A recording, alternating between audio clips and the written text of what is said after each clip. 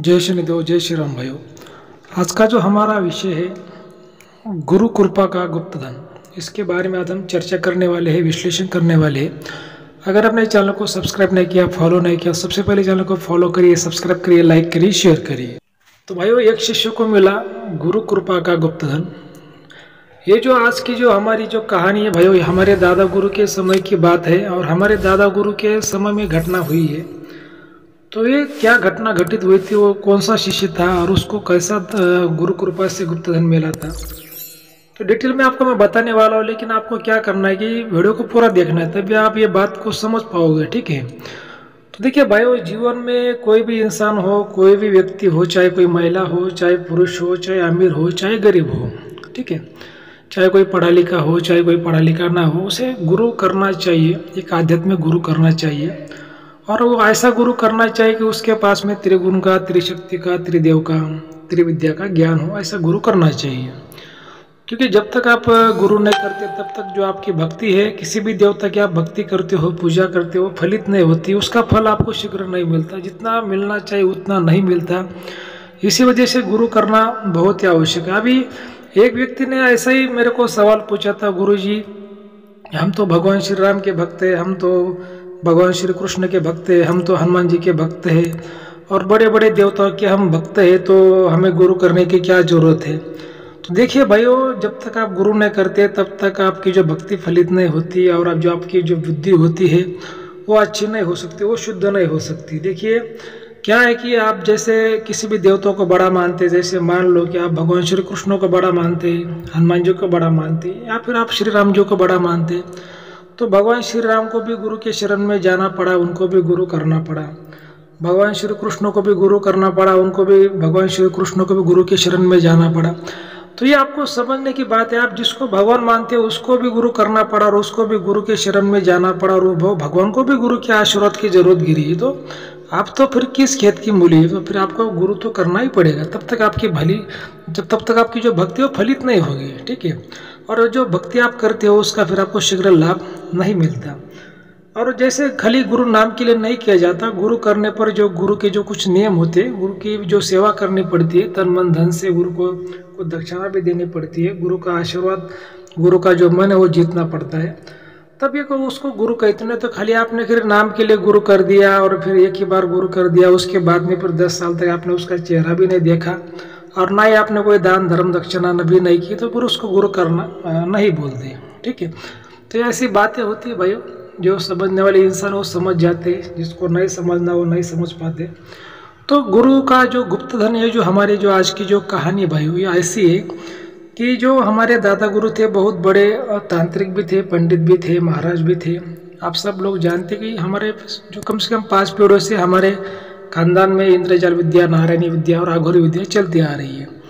तो जो हमारे दादा गुरु का एक शिष्य था और वो उस शिष्य का एक बड़ा भाई था, मतलब वो 2 भाई थे और जो छोटा भाई वो हमारे दादा गुरु का शिष्य था। अभी वो जो 2 भाई थे भाइयों, वो दोनों भी भाइयों को एक एक बेटी थी। ठीक है, एक एक बेटी थी। और जो छोटा भाई है वो हमारे दादा गुरु का शिष्य था। हमेशा वो और उसकी पत्नी आश्रम में आते थे, दादा गुरु के पास में आते थे, उनकी भक्ति करते थे, कुछ दिन रहते भी थे, सेवा भी करते थे। और उसके जो भी खेत की जो भी कुछ फसल निकलती थी, उस फसल में से उसकी जो कमाई होती थी हर साल, उस कमाई में से वो कम से कम 20% 30% हिस्सा वो आश्रम को दान में देता था, हमारे दादा गुरु को देता था दान धर्म करने के लिए। लेकिन जो उसका जो बड़ा भाई था वो उस पर हंसता था, छोटे भाई पर, और बोलता था यार तू तो पागल है, ऐसे पैसा लुटाता है, ये बाबा पर ऐसे तो पैसा लुटाता है, ऐसा उसको हंसता था, ऐसा बोलता था। लेकिन फिर भी जो छोटा भाई है वो बड़े भाई की नहीं सुनता था। वो जो मतलब अपना अपना दोनों भी जो भाई की खेती अलग अलग थी, तो जो छोटा भाई हर साल में जो दादा गुरु को जो भी उसकी जो फसल निकलती थी उसका कम से कम 20-30% हिस्सा दान धर्म के लिए देता था और कुछ गुरु की सेवा भी करता था, हमेशा आश्रम में आता था और गुरु की सेवा, गुरु का जो कुछ मैंने वो भी मतलब हमेशा जीतता था। हमारे दादा गुरु का प्रिय शिष्य था। लेकिन जो उसका जो बड़ा भाई है उसको हमेशा जो कुछ हंसता था और उसको कुछ बुरा बोलता था, उसको बार बार कुछ गलत बोलता था। तो वो भी हमारे दादा गुरु को बताता था, जो शिष्य था दादा गुरु का, कि भाई मेरा जो बड़ा भाई मुझे हमेशा ऐसा बोलता। दादा गुरु बोलते जाने दो, बोलने दो, कुछ नहीं होता, बोलने से क्या फर्क गिरता है, बोलने दो। तो देखिए फिर एक दिन क्या हुआ कि दोनों भी जो भाई थे उनकी दोनों की जो एक एक उनको बेटियां थी वो बड़ी हो गई, शादी के लायक हो गई। तो फिर जो दादा गुरु का जो शिष्य था और वो जो उसका बड़ा भाई था, दोनों भी जो भाई है उनकी पति पत्नियां, उनकी दो बेटियां, वो सब साथ में लेके हमारे दादा गुरु के पास में आश्रम में आए और उन्होंने अपनी अपनी बेटियों की कुंडली दादा गुरु को दिखाई। दादा गुरु ने दोनों के भी हस्तरेखा कुंडली विश्लेषण किया और देखा गया कि दोनों भी उन बेटियों को मंगल दोष था। तो दादा गुरु ने उनको बताया कि देखिए तुम्हारे बेटी की शादी में कुछ दिक्कतें आएगी, शादी तो होगी लेकिन इनको मंगल दोष है, शादी के बाद में ससुराल थोड़ा तीखा मिलेगा, पति भी थोड़ा तीखा मिलेगा, तो झगड़े वाद विवाद हो सकते हैं, तो इससे बच के रहना है। तो एक अच्छा परिवार देख के आपको शादी करवानी है, चाहे अमीर हो चाहे गरीब हो, लेकिन अच्छा परिवार आपको देख के शादी करवानी है।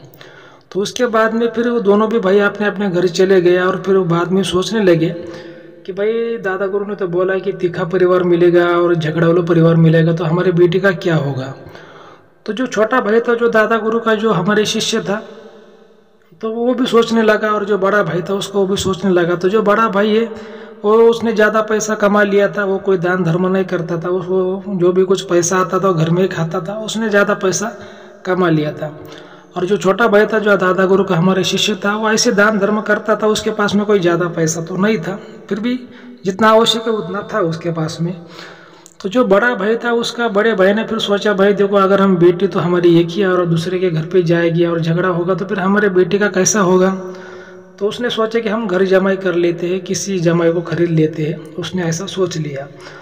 और जो दादा गुरु का जो छोटा जो भाई था, वो दादा गुरु का हमारे शिष्य था, तो वो उसके पास इतना कोई पैसा नहीं था कि वो किसी जमाई को खरीद ले। तो वो दादा गुरु के पास में आया और दादा गुरु को बोला गुरुजी मेरे बड़ा भाई तो दामाद को खरीदने वाला है, घर जमाई करने वाला है, लेकिन मैं तो इतना पैसे वाला नहीं हूँ, मैं क्या करूँ। तो दादा गुरु ने कहा कोई दिक्कत की बात नहीं है, तुम तुम्हारी बेटी की शादी कर दो, हम बाद में देख लेंगे, जो भी होगा भगवान की कृपा से कोई ना कोई रास्ता निकल आएगा। तो जो छोटा भाई था उसने बेटी की शादी दूसरे गांव में करवा दी और जो बड़ा भाई था उसने घर जमाई खरीद लिया। तो फिर उसके बाद में क्या हुआ कि जैसे जो बड़ा भाई था उसने जो घर जमाई जैसे खरीद लिया, बेटी की शादी कर लिया और उसकी बेटी और जमाई उसी घर में रहने लगे। एक साल बाद में फिर उसका बेटी का और जमाई का झगड़ा होना चालू हो गया उसके ही घर में, और जो उसका जमाई था उसको बेटी को छोड़ के चला गया। ठीक है, बेटी को छोड़ के चला गया। और ये छोटा जो भाई था, जो दादा गुरु का जो शिष्य था, उसके भी बेटी का उधर झगड़ा मायके में चालू हो गया और उन लोगों ने बहुत उसको मारा पीटा, तो वो भी बेटी इधर अपने मायके में चली आई। तो फिर जो दादा गुरु का शिष्य था दादा गुरु के पास में और बोला गुरुजी मेरी बेटी तो अभी मेरे घर पर आ गई है, उसको बहुत मारा पीटा। तो क्या कह रहे, दादा गुरु ने कहा कोई टेंशन की बात नहीं है, तुम टेंशन मत लो, सब कुछ ठीक हो जाएगा, खाली उसको करो कि भाई जितना हो सके उतना भगवान की भक्ति करो, अगर कुछ पढ़ाई करने तो पढ़ाई भी करो, सब कुछ दिनों के अंदर सब कुछ ठीक हो जाएगा। क्योंकि दादा गुरु ने उसकी जो कुंडली थी वो बराबर देखी थी, उसके जीवन में क्या होने वाला है हमारे दादा गुरु को सब कुछ मालूम था। उधर जो बड़ा भाई था उसने क्या कर दिया कि बेटी की दूसरी फिर से शादी कर दी और फिर से कोई घर जमाई उसने खरीद लिया। तो फिर वो भी कुछ जैसे कि 5-6 महीने तक वो भी दूसरा जो कुछ उसका जमाई था अच्छा रहा और वो फिर से वो भी भाग गया, और बेटी का और उसका झगड़ा हो गया, वो भी भाग गया। ठीक है, अब जो बड़ा भाई था उसकी बेटी की 2 शादियां हो गया और उसने 2 जो घर जमाई खरीद लिए थे दोनों भी भाग गए। और देखिए फिर इधर बाद में जो अब छोटा जो भाई था जो दादा गुरु का शिष्य था, ऐसा लगभग 2 साल बीत गए और उसके बाद में वो जो उसका पति उसको लेने को आ गया, जो दादा गुरु का शिष्य था उसकी बेटी को। तो फिर वो पति पत्नी वो बेटी सब और वो जो जमाई लेने को आया था, जैसा वो दामाद लेने को आया था, तो वो सभी दादा गुरु के आश्रम में चले आए। और दादा गुरु के शिष्य ने बोला देखो गुरुजी अभी ये मेरा दामाद बेटी को लेने को आया 2 साल बाद, क्या करे, भेजूँ या फिर ना भेजूँ, आपकी राय लेने के लिए हम आए हैं। तो हमारे दादा गुरु ने बोल दिया भाई देखो 2 साल से तो हमारी बेटी यहाँ पर भगवान की भक्ति कर रही है, पढ़ाई कर रही है, हमारी जो बेटी है बिल्कुल नेक है, लेकिन उसकी कोई गलती नहीं, फिर भी तुमने उसको मारा पीटा था, अभी तुम 2 साल बाद तुमको उसकी याद आई, तुम लेने को आ गए, तो दोबारा फिर तुम ऐसा मारोगे पीटोगे, इसका क्या भरोसा। तो बोला नहीं दादा गुरु ऐसा कुछ भी नहीं होगा, देखिए मैं इसको फूलों के जैसा रखूँगा, इसको कुछ भी तकलीफ नहीं दूंगा, ऐसा बोल रहा था। लेकिन दादा गुरु ने बोला देखो मैं तो तेरी परीक्षा लूँगा, क्योंकि गुरु का हमेशा गुरु शिष्य की परीक्षा लेता है और किसी भी इंसान का परीक्षा लेने का गुरु को हक होता है। अब मैं तेरी परीक्षा लूँगा, मान लो कि भाई तेरी बीवी को तेरे को लेके जाने का और तू बीवी से बहुत प्यार करता है, इसको नहीं मारेगा पीटेगा, फिर भी अभी तेरी परीक्षा होगी। तेरे नाम पे जितनी भी प्रॉपर्टी उसमें से कम आधी प्रॉपर्टी तेरे को इस बेटी के नाम पर करनी होगी, और उसके बाद में तो इसको लेके जा सकता है। और बेटी ने अगर कोई गलती कर दी तो तुम्हारी प्रॉपर्टी जो भी वापस तो हम देंगे, लेकिन तुमको कुछ भी नहीं बोलेंगे, तुमको कोई भी सजा नहीं देंगे। तो सभी देखिए उस जमाने हमारे दादा गुरु का बहुत ही नाम था, और अच्छे भले भले लोग उनके चरणों में झुकते थे।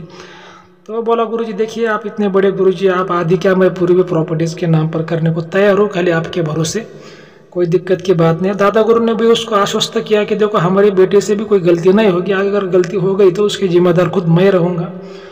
और फिर उसने वैसा ही किया, आधी प्रॉपर्टी उस बेटी के नाम पे कर दिया, वो उसको पत्नी को लेके चला गया। अभी देखिए जो दादा गुरु का शिष्य था उसके बेटी का तो जो परिवार तो बच गया है, ठीक है। और लेकिन जो उसका जो बड़ा भाई था वो तो दादा गुरु का हमारा शिष्य नहीं था, उसने गुरु भी नहीं किया था और कभी जीवन में दान धर्म भी नहीं किया था। उसने जो भी पैसा कमाया खुद के घर में खाया और बेटी के लिए रखा था। उसके 2 घर जमाए हुए और 2 भी चले गए। उसके बाद में फिर अभी छोटी बेटी का तो उसके छोटे भाई के बेटी का जो भला हो गया। अभी आप सब लोग जानते हो कि जैसे कि किसी का भला किसी को देखा नहीं जाता, और जो हमारे भाव बंदगी होती है उसमें तो बिल्कुल नहीं देखा जाता, आप सब लोग जानते हो। तो जो बड़े भाई की बेटी थी उसने सुसाइड कर लिया, आत्महत्या कर लिया और मर गई। उसके बाद में फिर उसकी जो माँ थी उसने भी सुसाइड कर लिया। और उसके बाद में जो उसका जो जैसे जो भाई था, जो बड़ा भाई था, जो उसने भी सुसाइड कर लिया। मतलब तीनों भी लोग सुसाइड आत्महत्या करके मर गए। अभी उनका तो कोई फिर प्रॉपर्टी उनकी तो बहुत थी, लेकिन उसको खाने वाला कोई नहीं था। ये जो दादा गुरु का जो शिष्य था वो छोटा भाई, वही उसका फिर मालिक बन गया कानून के हिसाब से। तो सभी प्रॉपर्टी उसके पास में चली आई। तो फिर भी लेकिन वो इतना ईमानदार था कि हमारे दादा गुरु के पास में राय लेने को आ गया, और दादा गुरु को पूछा कि गुरुजी अभी सभी प्रॉपर्टी तो मेरे पास में आ गई। जो भाई था वो सब भाई और उसकी पत्नी बेटी ने सुसाइड कर लिया, तो उनकी प्रॉपर्टी का मालिक तो अभी मैं ही बन गया। उसमें मैं क्या करूँ, लूँ या फिर ना लूँ? क्योंकि बोलते भाई जिस प्रॉपर्टी का वारिस नहीं उसको नहीं खरीदना चाहिए, उसको नहीं लेना चाहिए। दादा गुरु ने बोला अभी देखो तुम कानूनी रूप से भी उसके वारिस हो और धर्म के रूप से भी उसके वारिस हो। ये प्रॉपर्टी अगर तुम्हारे पास में आ गई तुम इसमें से कम 50% दान धर्म में खर्च कर दो, और 50% तुम इसमें खा सकते हो, कोई दिक्कत नहीं है। ऐसा दादा गुरु ने उसको बोला। अभी देखिए जीवन में भाई इस वजह से हम कहते हैं कि जो दान धर्म और गुरु करना चाहिए। जैसे जो छोटे भाई ने गुरु किया था, भले उसने ज़्यादा पैसा नहीं कमाया, दान धर्म किया, उसी वजह से उसने ज़्यादा पैसा नहीं कमाया, लेकिन गुरु की कृपा से आशीर्वाद से उसके संतान का भी भला हो गया। और किसी के बहू बेटे का संतान का जब भला होता है उससे बड़ा कोई जीवन में कोई धन नहीं होता, संतान ही सबसे बड़ा धन होता है।